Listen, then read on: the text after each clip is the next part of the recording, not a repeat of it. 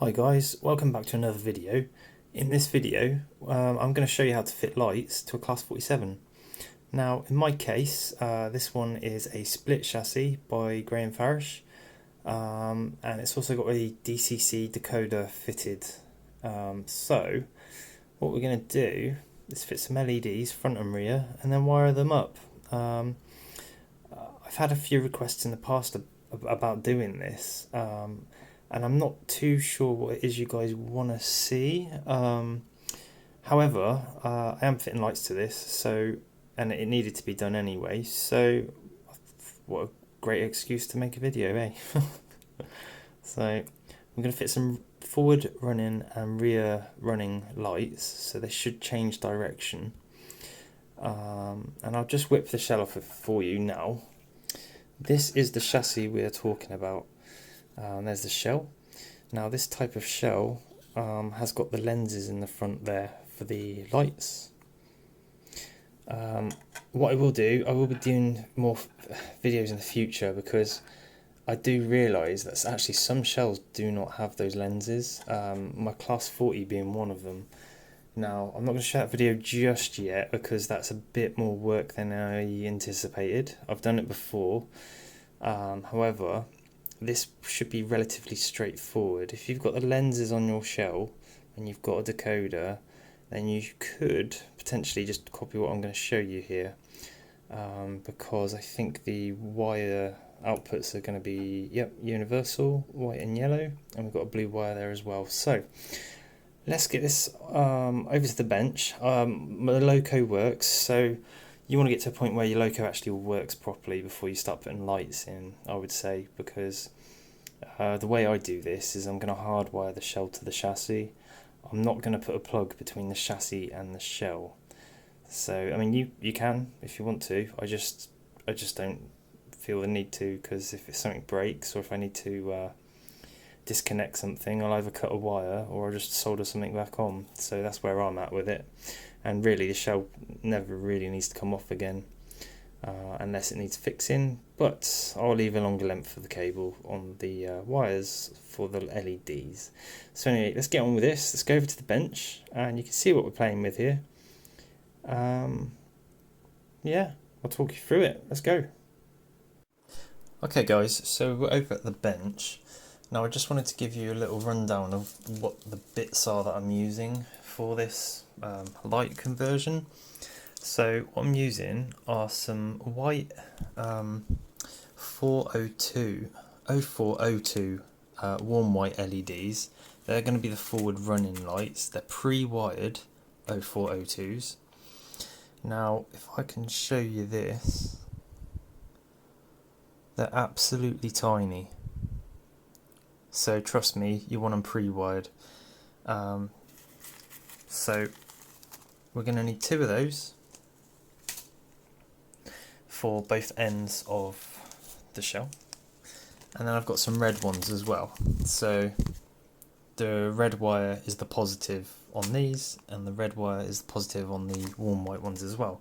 So that's our lights. We're going to need 1 red and 1 white at the front on each end, sort of thing, so that when the lights, basically what's going to happen is when the loco goes forwards on DC and DCC actually, the white and the red light will be on, so when you change direction, basically another circuit of lights will engage, so then you'll have white and then red down this end. Now important to note here, or an important note to note here, I'm using 1 kilo ohm resistors for the white LEDs, and I'm going to be using 10 kilo ohm resistors for the red LEDs. Again, these things are tiny. You don't tend to buy these pre-wired. I'm sure you probably could, but these are, I think these are 603s. Don't worry too much about what I say in this video part wise, because what I'll do is I'll put it in the description so you can source your own parts. I get these things from various places, and actually these LEDs here, it was a pack of 100, and it was, I think it was like 10 quid. It wasn't that much to buy a lot of them, pre-wired as well, by the way. So, and also I find you've probably seen me use, this is the wire that I refer to sometimes when I'm actually wiring, like in the Pania loco I actually used these wires for the decoder. They're very handy things to have. Now, what I've done here is I've preempted showing you how to do this. It's quite straightforward. I can show you the second one in a minute, because basically we're going to need one of these, both ends of the loco. Now, can you see what I've done there? What I've got, I'm hoping that focuses okay. I've got a white and a red LED just head to head there next to each other. So the lenses are facing you. And then on the back you see you've got the wires there. So what we're going to do is basically glue that to that in the middle. That's all it is. And basically when the light flip-flops, it will refract its way around to the front here. So I've twisted these together. Now I need to do the same for the other end, but before I do that, what I'm going to do is I'm going to fix these in the loco first, because then what I can do is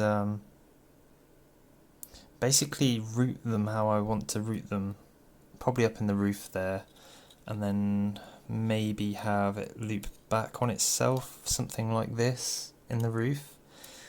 So I've purposely left it quite long for the time being. I will need to fix those in, like I just said, but I'll show you how I did these. It's quite simple really. You've just got to be, so this is the red LED, it's got red and a black wire, and this is the white LED. It's got the blue and the red wire. So I'm just putting the heads of them together as best as I can, and I'm holding them as like, no, I'm not holding the LEDs. I'm holding the wires quite tight. I'm just beginning to twist down here all the wires together. Now this is the neatest way I can think of actually doing this. So I've done a bit of a twist there on the wires. So I'm going to come back up to the head end of the LEDs. You have got to be careful though, because sometimes the solder can break on the LEDs. And yeah, okay. So what we've got now there, look, is we've got the heads together, and I do the twist on there just so it stops the wires wanting to break off the LEDs. So if you get quite way down, you can just sort of do this.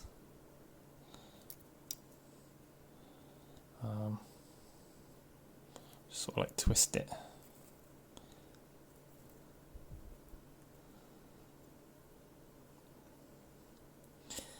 I'll do a little bit more. It hasn't got to be as far as the other one. So what we've got then is a white and a red LED together, both ends, but we're not wiring those two together. What we're going to do is wire a white from this end to a red this end, and then we're going to solder it onto forwards or backwards on the decoder. I'm not going to go too much into the decoder wiring here because my decoder has got a blue wire, okay? So on most 6-pin chips, which I suspect most people have got, there isn't normally a blue wire coming out of it unless you've got a stay alive feature or stay alive wires on your decoder. Now there is another way to make that blue wire magically appear on your decoder, but I can't really show every single decoder and how to do that. This one, it just is what it is. it's really tricky to explain, because what you have to really do is basically find a positive common on the decoder that's basically positive all the time. Now you'd have to get a multimeter on there and actually check around and see which one it is, but it have to be after the bridge rectifier that's on the board. So this is then turning into like a, whoa, hang on a minute mate, that's quite involved. Exactly. You can get a decoder that's got stay alive outputs, and you can use the blue wire from that decoder if that helps. That probably makes things a lot easier. If you've got an 8-pin decoder, it's probably like my Hornby TTS decoders. It's actually already got a blue wire coming out of it, so you can just wire to that. So that's basically our positive. And then our white and yellow, I can't remember. It doesn't matter too much which way round these are at the moment, I don't think, because it's a 50-50. You're either going forwards or you're going backwards. And on most locos like this, you can just turn the shell round if it's going the wrong way. Or if the lights are actually going the wrong direction, you could actually just flip the wires around. Or if you've got a decoder, then like a bit like this, you can actually go on your PC and just reverse them. I am talking a heck of a lot at the minute, but if you do want to know, because I do happen to have this trusty bit of paper here, the yellow wire is often the rear red LEDs. So the yellow wire is the lights you want on when you're going backwards. The white wire is the lights that you want when you are going forwards. So yellow is backwards and white is forwards. And this is typically a 6-pin decoder pin output. So there's another way of getting that positive output. I haven't quite done it yet, but you could actually take your red and your black, and actually before it gets to the decoder you could have a diode coming off of it. So basically you're turning the kind of the AC voltage of DCC into a positive track voltage for your lights. I'm not sure how the decoder will like that. I've not tried that, but there's a bridge rectifier in your decoder. If you've got the same decoder as me, great. If you haven't and you want to do this kind of the proper way, if you get a decoder with two stay alive wires that come out of it, there'll be a black and there'll be a blue. Use the blue wire and use your white and your yellow wires and your golden, okay? If you've got anything different to this, you can ask away in the comments and I'll try and help if I can. But generally speaking, if you've got like a Gauge Master Ruby chip, for example, that's a 6-pin, that hasn't got a blue wire coming out of it, which would be the common positive, okay?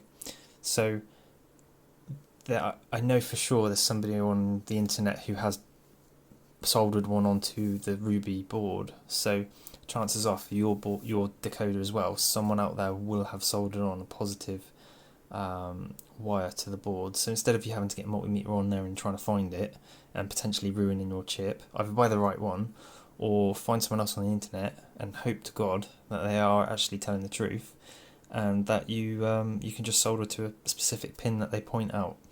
That's worked well for me so far with the Hornby TTS chips, because I didn't know how to put stay alive on them.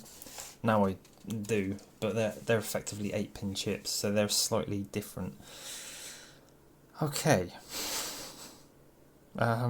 So what I'm going to do though, I'm simply going to super glue. Let's put the loco out of the way. I'm going to super glue this to that lens bar, if you like. Now, if you had no lenses, and you had no holes here actually for that lens to go through, you could actually drill your own holes. This is what I have to do on the Class 40. You've got to drill your own holes, and then you've basically got to put an individual LED behind each hole, and then wire them all up individually in parallel, yada yada yada. I will show you the Class 40 because it's something that I need to do. But it takes an awful lot of time, and I think the majority of people that have got a Class 47 have probably got something similar to this. Even the pool type chassis have got these lenses, so you can do this on them pool type chassis as well. But I've got a red and a white LED there, okay? We're going to super glue that to that, so I'll grab myself some super glue and we'll be back in a second. Okay, so I have my super glue, I have a cocktail stick.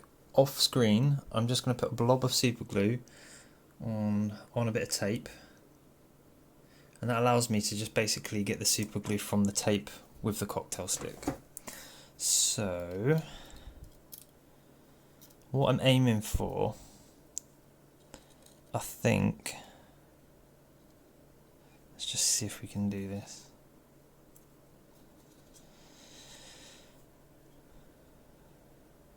Yeah, so what I'm going to do is bend the lights like this, okay? So the lenses are going to go forwards, they're showing all their light forwards, sort of at 90 degrees. And the only reason really I've done that is to aid me in putting them in the loco. I think I'll zoom in here, it'd probably make a lot more sense. Now, a lot of the reason of why I haven't really been showing people how I put lights in is because it is such fiddly work and it takes forever. Now, if you want to see another sort of light video, and it goes on for quite some time, I did the Dapol Britannia. Right, so okay. So I'm going to do, put a bit of super glue on the lens in the middle. Quite a lot actually.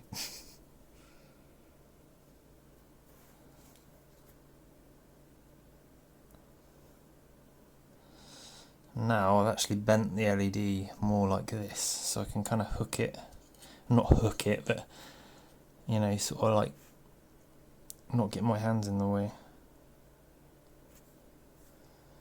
And just hold it there for a couple of minutes. I do hope you can see this. Basically, the LEDs are just going to shine all their light into that bit of plastic. That light is definitely in there now. And I'm tempted, whilst we're here, to run this twisted pair of wires down the centre column there of the windscreen, because I think that's going to be fairly hidden and out of sight. It's not necessarily, well, I don't know, you've got a bit of a creative license when you do this stuff. Are you going to see it if I do that? That is the question. Probably. You don't really want to bend these wires too much. The less you bend them, the better. Okay, so we come back with our trusty cocktail stick. Now this is the non-glue end. In fact, I'm just going to snap the end off so it's a bit of a flatter object. A bit like that.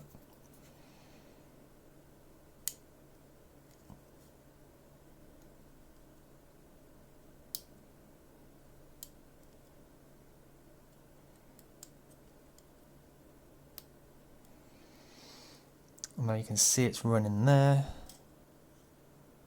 You can't really see that. I mean, you kind of can, but you can't. Now what I'm going to do is just blob a bit of super glue up here.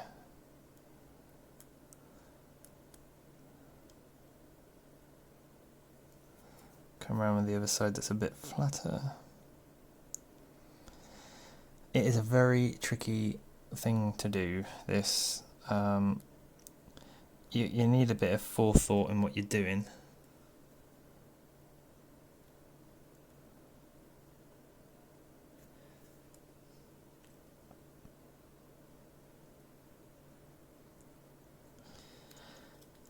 To be honest with you, I'm going to leave that one like that. I'm going to do the same the other end. So I've thought about this a little bit. So I know I want the wires to be right on the top of the roof, because that's where they're going to be wired up on the decoder on the body. Okay, so I've stuck the LEDs in the other end. We've got a shell on the other side now. Basically what we need to do is connect all the reds together, because that's going to go to our blue wire. Well, I think what I'm probably going to need to do is show you guys a wiring diagram, because this could get a bit confusing in a minute. But we're going for the reds first because they're the easy ones.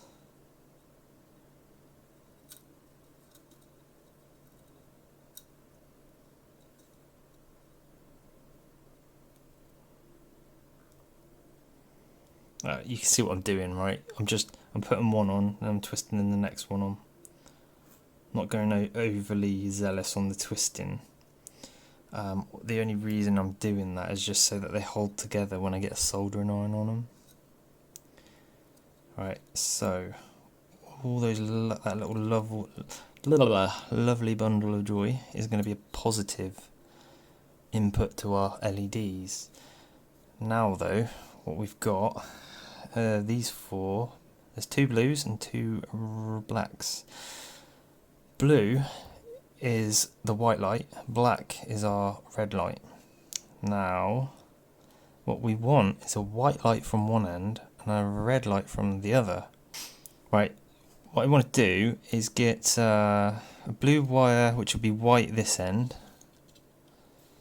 from this wiring harnessy type thing here. Nope, oh gosh, white. Yeah, so we're getting white from this end, and then we want red the other end. So white that end. So white is blue, and then red will be our black wire off of one of these bundles of joy. I think it's that one. Ooh. We've got white from there, and black from there. Okay.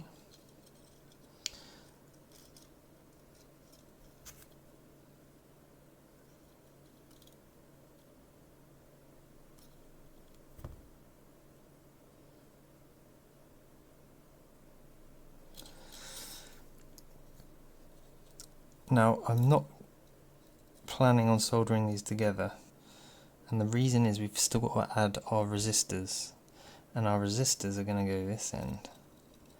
And the reason they're going this end is because I can differentiate which one is which. So the white LED is going to have a 1 kilo ohm resistor, and the red LED is going to have a 10 kilo ohm resistor. You can play around with different resistances. I feel like that's what's going to work quite well for this loco. You can be the decider of that at the end if you like, that's fine. But the red lights are relatively quite dim from what I've seen, and to be honest with you, so are the forward running lights. But the white just seems to pierce a lot more. It's pretty good. Right, so what I've got, what you'll see in there is a heck of a mess, and this is why people are probably like, how do you put LEDs in? Probably not like this, guys, to be honest, but all those reds are going to be positive, and they're going to go to the blue wire on the decoder. And then on here, what we have got is essentially I've paired them so that when this one turns on, it'll be either forward or rear running lights. So let's say forward running lights, and then this pair over here is going to be the rear running lights. If it's the wrong way around, I'll just swap the wires around later. I've had to do them like this though, because if I get the wrong ones, I'll basically have the white and the red LEDs on at the same time, one end, and you don't want that. You want a red one and a white one, or you want a red one and a white one. So that's what we're seeing there. So it would be something like on the decoder, you'll have your blue wire going to that red one there, and then this will go to the white one, that'll go to the yellow one, that kind of thing. But I need to put resistors on. So I think our soldering iron's hot enough. Before our little red wires come apart, I'm just going to dab a bit of solder on here.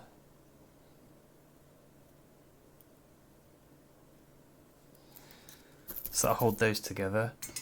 I'm just going to grab some heat shrink as well. Okay, so this is heat shrink. So basically you put it over your wires.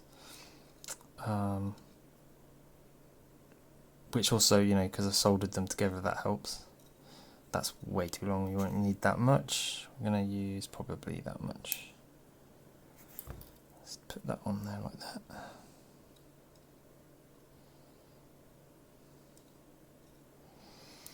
Remember, our red is going to our blue, so I'll just switch all around so it confuses you even more. I'd love to tell you what decoder this is as well, but I ain't got a clue. It just came in the loco, and my program just sort of read it, thought, yeah, that'll work, and it works.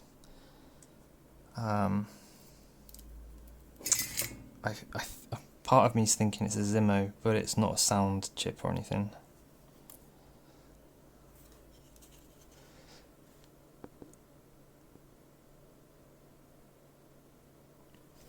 You know, so it's this is probably the trickiest soldering you're going to have to do, unless you're actually having to find the blue wire on your chip. That'll be definitely the hardest soldering you'll have to do. But fear not, you can find all the correct stuff on mostly the internet.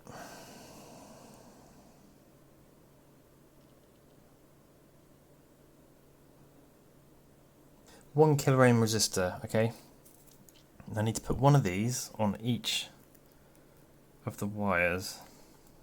1, 2. Can you see them? Okay, so tweezers at the ready. Actually, I'm going to put a soldering iron to one side here because I like to solder these with the white ceramic side up. For me, it helps to see where the solder's either gone or not gone.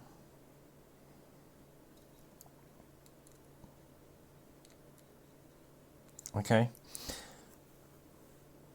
something like that. Now, what I'm also going to do whilst we're here is go and grab our 10 kiloohm resistors.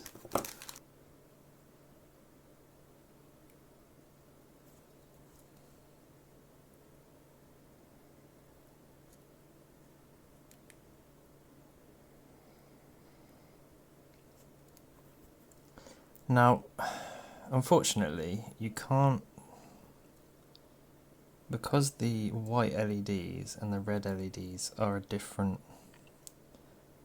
they consume different amounts of current. You can't wire them together in parallel and use one resistor.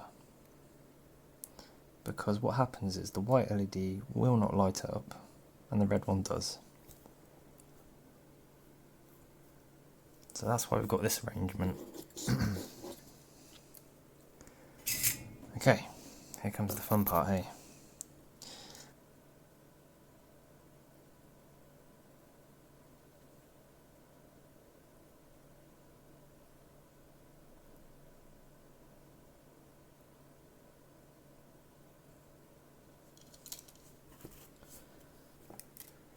So that's our resistors on now. We've got our 10 kiloohm resistors on the right hand side, which will be for our red LED, okay? And then, so upper are for red, lower are for white.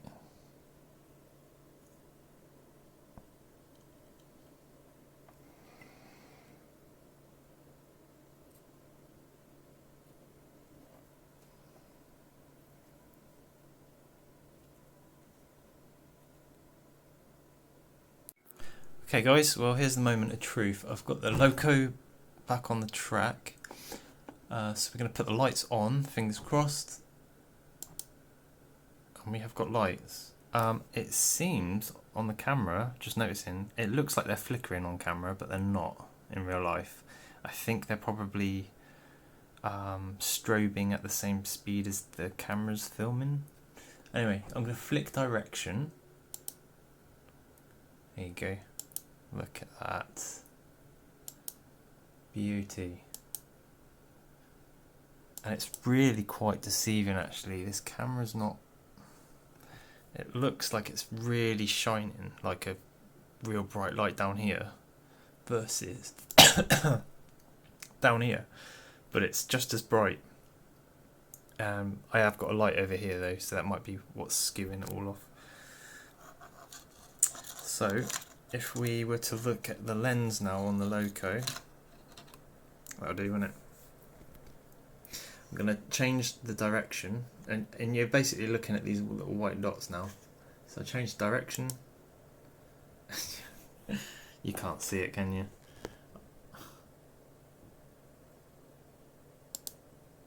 Wow. It's changing colour, let me promise you that, and it's really doing a good job of it. The camera's just awful actually. I've noticed this in some videos actually on YouTube, like it's hard to distinguish between the colours. So at the moment that's actually red, whereas what you're looking at there is a red wire, so it should be red. Hopefully that help. Let's try and do it this way. Red, white, red, white. The same's happening in the other end, and obviously in the cabin there, inside the cab, it looks like they're having a party, doesn't it? Especially on the camera. So what we're going to do is we're going to take it back to the bench, and we're going to try and rectify the light bleed, is what that's called. So let's take it back to the bench, now that we've confirmed the lights work. I also checked as well that the lights were on, going in the correct direction for the loco. If they're not correct on your loco, you basically take the white wire. Let me zoom in for you. You basically take that white wire and put it where that yellow wire is, and then you take that yellow wire and you put it where that white wire is, and then that will reverse the light direction on your loco. Right, what's next then? Well, I need to cover these, and actually I'm probably just going to use sellotape. But the main problem we have is light bleed. So there's a couple of ways of doing this. So you've got your lights, and they're obviously shining light more inside the loco than they are out of those tiny little holes. So what I would propose is maybe you could use acrylic paint. I'd be tempted more to use like either black tack over the lens. In fact, basically put it over the whole thing. I'm just wondering if I can do that. And let's see if it works.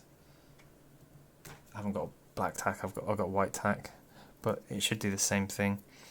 Alternatively though, you can get yourself some paint. Now I would say black acrylic paint might do it, it might not. Depends how good it is.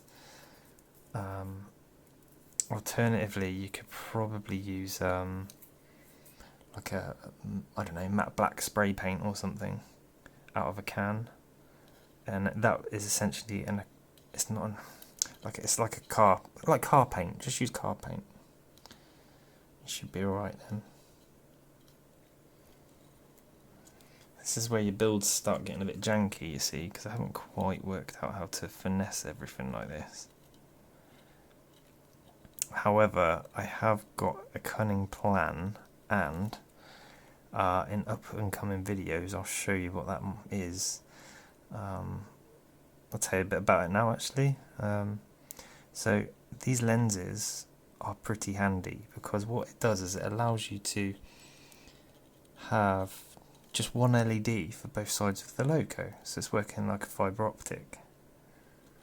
But that isn't the case for all locos. So on my class 40, I'm going to have basically two red lights one end and two white lights on the same end, and basically fill every hole that light would come out of with an LED. And that's just not gonna work too well for me, so I'm gonna have a go at 3D printing my own lenses so that I can hopefully have the light somewhere else in the loco. Now I know people, there's a lot of people out there that actually use fibre optics to carry the light from the LED on the chassis, and in fact a lot of the loco manufacturers do the same thing. So what we're going to do here, I've absolutely plastered it in white tack. Will it work? Ooh. Don't know. It should do.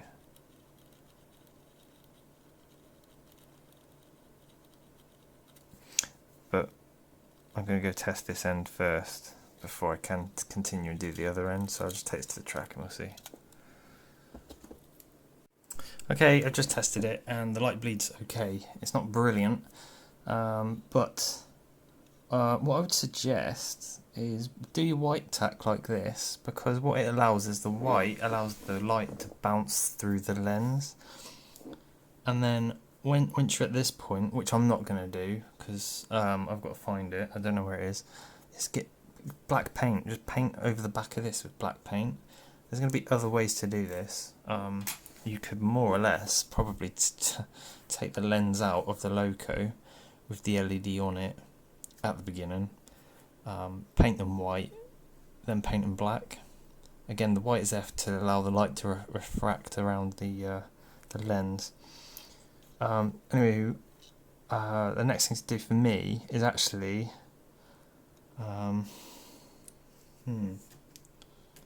secure my chip down.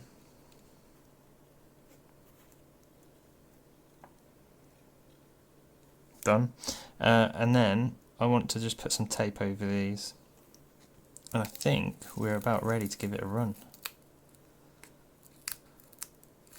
Now your LEDs even might differ to what I've used in this video, and therefore so will the resistance that you need to get the brightness where you want it with the LEDs. Start off at a 1 kilo ohm resistor, and you're pretty much safe. If you're on a track voltage of 12 volts, and to be honest with you, you could probably go up to something like 16 volts and you'll still be okay with a 1 kilo ohm resistor. So to get you started, and then what you can do is you can keep adding resistors one after the other until your light becomes as dim as you want it, or just chuck a 1 kilo ohm resistor on there and be done with it. I've had to do 10k and 1k resistors here, so that's why they look like little T-piece type things. Let's get this light back on. So I'm going to tape this up and then basically put that back down. The tape is just to stop anything shorting out, because you do not want that. Okay, it's not the prettiest of jobs, but the resistors are in there and they're not on top of each other, so I've wrapped one and then I've put the other one slightly staggered above it in there, and then I've gone round it again, so they're all together. Now this should stop the wires from twisting on the resistors and breaking off. It's a good note here actually, I should have said this earlier, you can just get bigger resistors. I haven't, so I just use these, and I like using them because I've just saved space doing that. But if you go bigger on your resistors as well, if you get 1 kilo ohm, I don't have one to show you unfortunately, normal resistors, then you can put them in heat shrink. You could probably do this. You could do these in heat shrink as well if you wanted, but for me, this is perfect. So this is how I have put lights in this loco, and hopefully we can just sort of squash it all in there now. No, all joking aside, that's basically it in a nutshell of how I've put it all together, and hopefully that's helped somebody out there,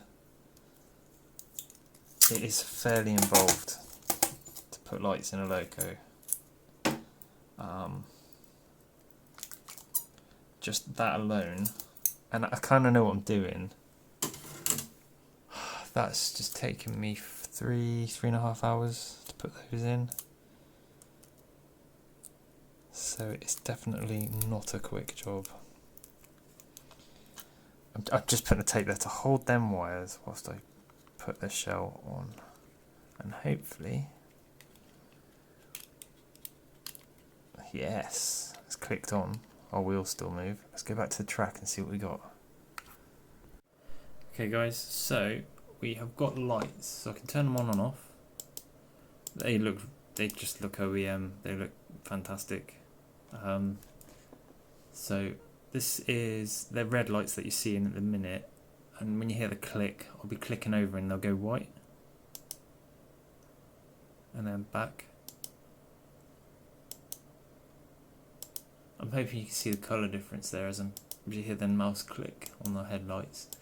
It's just not showing up very well on the camera. Maybe it will show up a bit better on the final video when you see it.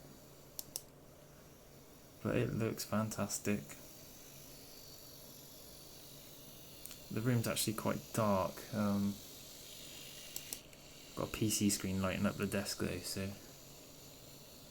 it's about as good as it's going to get. That's why it looks a bit grainy actually. Let's turn this on. You're just not going to see any of the lights.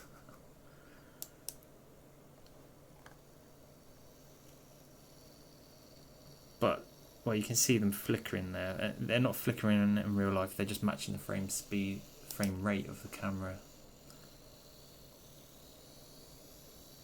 But that's transformed the loco. If you've got time to spend and you know, practice on having a steady hand, that's fantastic. I think we should get some carriages on this and let go around the track.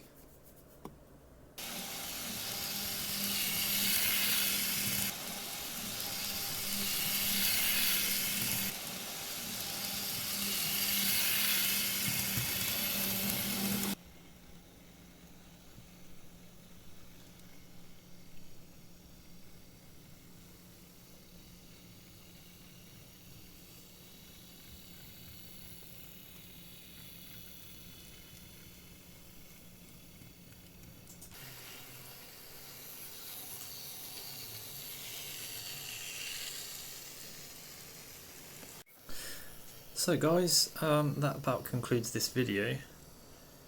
I'm pretty happy with how the lights have turned out. And also I've fitted, you're probably going to want to see a video on this, aren't you? I can show how it's done, it's fine. I've got carriages by Dapol that I've put my own lights into.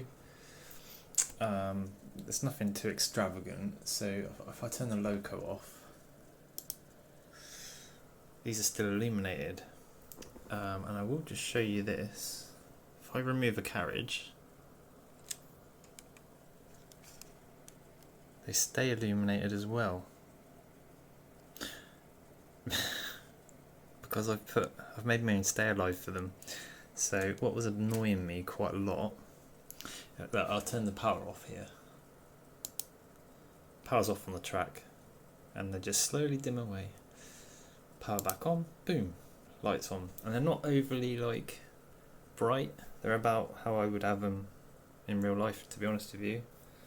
See if we can zoom in on an empty seat. Amazing, isn't it? Yeah, if you want to see how I've done those carriages, I'll put a little video together because I've got to convert a few more of these carriages. So there we go. Just stays illuminated in there. You see them?